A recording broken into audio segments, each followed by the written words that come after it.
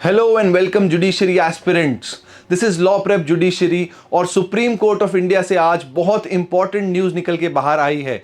Supreme court of India has declared electoral bonds as unconstitutional. Electoral bonds क्या हैं, कैसे काम करते हैं, कैसे ऑपरेट कर रहे थे और क्यों सुप्रीम कोर्ट ने इसको अनकॉन्स्टिट्यूशनल डिक्लेयर किया, इस वीडियो में जानेंगे। और साथ ही साथ जानेंगे कि हमारे जुडिशरी एग्जाम में इलेक्टरल बॉन्ड्स टॉपिक क्यों बहुत इंपॉर्टेंट होने वाला है।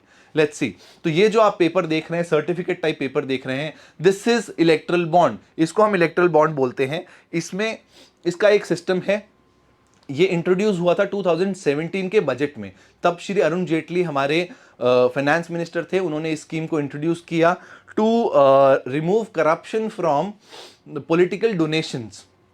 ठीक है। ऑल्दो इस स्कीम का क्रिटिसिज्म ही इसीलिए हुआ कि ये अपने आप में करप्शन का तरीका बन सकती है, इसीलिए इसको सुप्रीम कोर्ट ने अनकॉन्स्टिट्यूशनल डिक्लेयर किया। तो सबसे पहले समझते हैं इलेक्टरल बॉन्ड का कॉन्सेप्ट क्या है और उसके थ्रू पॉलिटिकल फंडिंग कैसे होती है।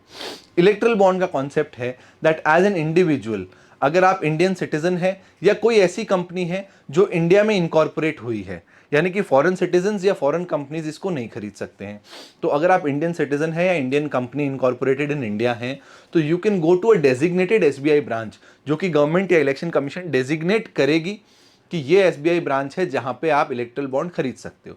आप वहां जाओगे, वहां से एक इलेक्ट्रल बॉन्ड खरीदोगे। अब वो आप कितने पैसे का खरीदते हो वो आप पे डिपेंड करता है, there is no limit.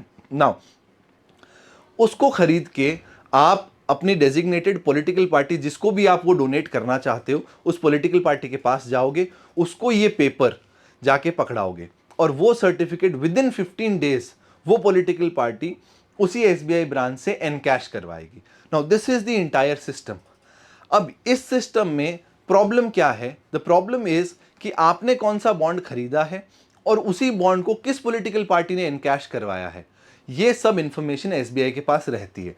Now this helps SBI discover और नो योर पॉलिटिकल प्रेफरेंस। इससे एसबीआई को पता चलता है कि आपकी पॉलिटिकल प्रेफरेंस क्या है।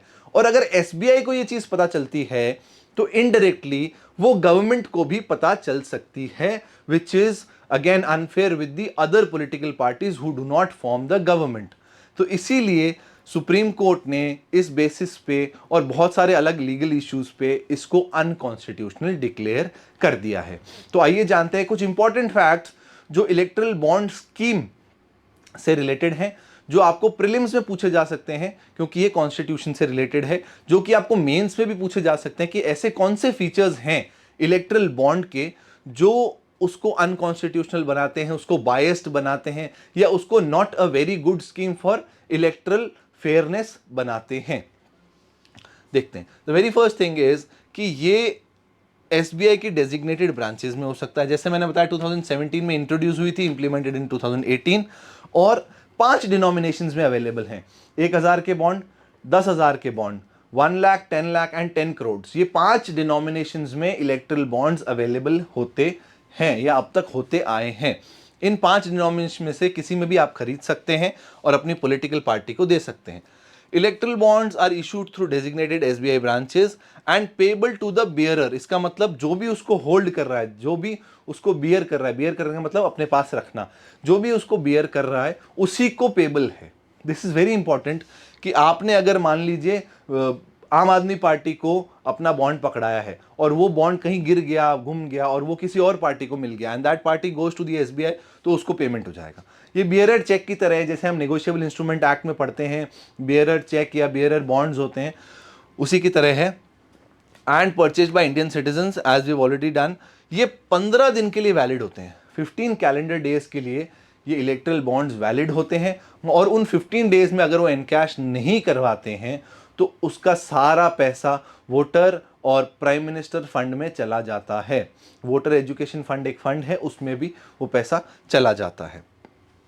तो ये जो जजमेंट आज आया है, जैसे ये स्कीम आई 2017 में, an NGO called association for democratic reforms, उस एनजीओ ने इसको चैलेंज किया सुप्रीम कोर्ट ऑफ इंडिया में 2017 में, और उसका जजमेंट नवंबर में 5 जज कॉन्स्टिट्यूशनल बेंच ने रिजर्व किया और वो जजमेंट आज आया है इसको अनकॉन्स्टिट्यूशनल डिक्लेयर करते हुए। Let's see who are the जजेस। So this is the name of the case. ये आपको नोट करके रख लेना है, ये बहुत काम आने वाला है अगर आप कॉन्स्टिट्यूशन के किसी क्वेश्चन में, इलेक्टरल रिफॉर्म्स के किसी क्वेश्चन में, और अगर आप सिविल सर्विसेज की एग्जाम्स की भी तैयारी कर रहे हैं तो लॉ ऑप्शनल या पॉलिटी के क्वेश्चंस में, मेंस के क्वेश्चंस में ये चीज बहुत काम आपके आने वाली है। दीज आर द 5 जजेस हु वर द जजेस ऑन द कॉन्स्टिट्यूशनल बेंच, जिन्होंने ये जजमेंट दिया है।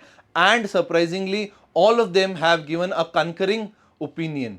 किसी ने भी ओपिनियन, इसको एक कोई माइनॉरिटी मेजॉरिटी नहीं है, पांचों ने कंकरिंग ओपिनियन दिया है, किसी ने भी डिफरिंग ओपिनियन यहां पे नहीं दिया है स्कीम को लेके। सभी ने यही बोला है कि electoral bond scheme is unconstitutional. Now क्या ऐसे लीगल पॉइंट्स हैं, क्या ऐसे लीगल पॉइंट्स या लीगल क्वेश्चंस हैं जिनके बेसिस पे electoral bond scheme has been declared as unconstitutional? Let us have a look. The very first issue was, does the electoral bond scheme violate right to information under Article 19(1)(a)? Now there have been umpteen number of judgments जिसमें supreme court ने बोला है, including Romesh थापड़, कि 19(1)(a) जो है, right to freedom of speech and expression includes right to information. Right to information, जब तक citizenry informed नहीं होगी तब तक वो एक्सप्रेस नहीं कर सकती, अपनी चीजें बता नहीं सकती, freedom of speech and expression को एक्सरसाइज नहीं कर सकती जब तक उसके पास इंफॉर्मेशन नहीं होगी। नाउ इलेक्ट्रल बॉन्ड की प्रॉब्लम ये थी कि गवर्नमेंट नोटिफिकेशन में ये बोला गया था that electoral bond scheme is outside the purview of RTI act. अगर electoral bond scheme RTI act के परव्यू से बाहर है तो इसका मतलब यह है कि आप उससे रिलेटेड कोई भी इंफॉर्मेशन नहीं ले सकते, और अगर आप उससे रिलेटेड कोई भी इंफॉर्मेशन नहीं ले सकते हैं तो आपके 19(1)(a) का ये वायलेशन है।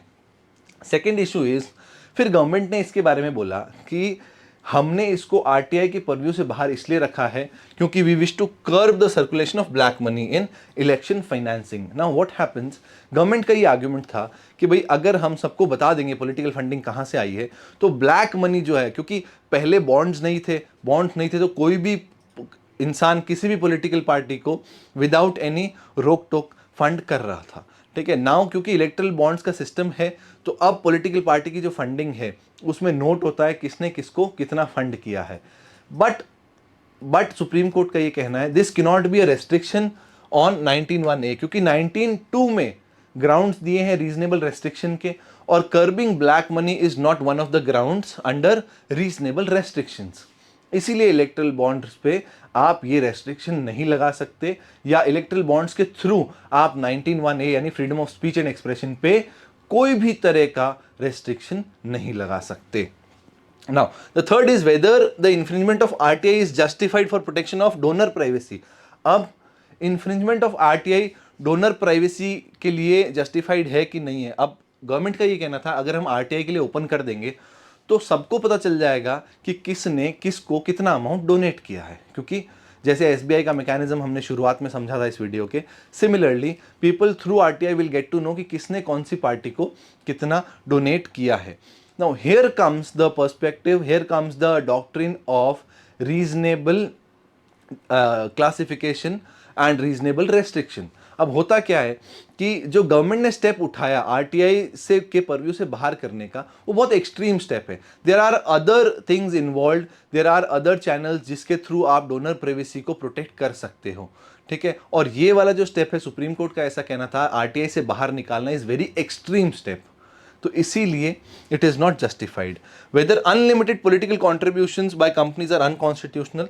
अनलिमिटेड, सुप्रीम कोर्ट का कहना है कि भाई अनलिमिटेड कॉन्ट्रीब्यूशंस जो है वो अनकॉन्स्टिट्यूशनल नहीं है, बट वो कॉन्ट्रीब्यूशंस अगर क्विड प्रो क्वो बेसिस पे हैं, फॉर एग्जांपल कंपनीज क्या करती हैं, कंपनीज डोनेट करती है पॉलिटिकल पार्टीज को इन एन एंटिसिपेशन कि जब इस पॉलिटिकल पार्टी की गवर्नमेंट बनेगी तो वो हमारे फेवर में पॉलिसीज बनाएंगी। तो अगर क्विड प्रो क्वो बेसिस पे डोनेशंस जाएंगे तो वो बहुत प्रॉब्लमैटिक होगा डेमोक्रेसी के लिए। तो इसीलिए सुप्रीम कोर्ट ने बोला कि ऐसा नहीं होना चाहिए, अनकंट्रोल्ड चीज़ें नहीं होनी चाहिए, जो 20,000 वाली लिमिट थी वो होनी चाहिए, ओके। एंड इन्हीं 4 ग्राउंड्स पे सुप्रीम कोर्ट ने इलेक्ट्रल बॉन्ड स्कीम को अनकॉन्स्टिट्यूशनल डिक्लेयर किया। नाउ आप ये बताएंगे कि इलेक्ट्रल बॉन्ड स्कीम जो है वो कौन से एक्ट के अंडर में लाई गई, और रिप्रेजेंटेशन ऑफ पीपल्स एक्ट 1950 या 51 दोनों में से कौन से एक्ट के अंडर में इलेक्टरल बॉन्ड्स और पॉलिटिकल पार्टीज की फंडिंग की पावर है, ये आपको कमेंट सेक्शन में बताना है। Thank you very much, have a great day, all the best.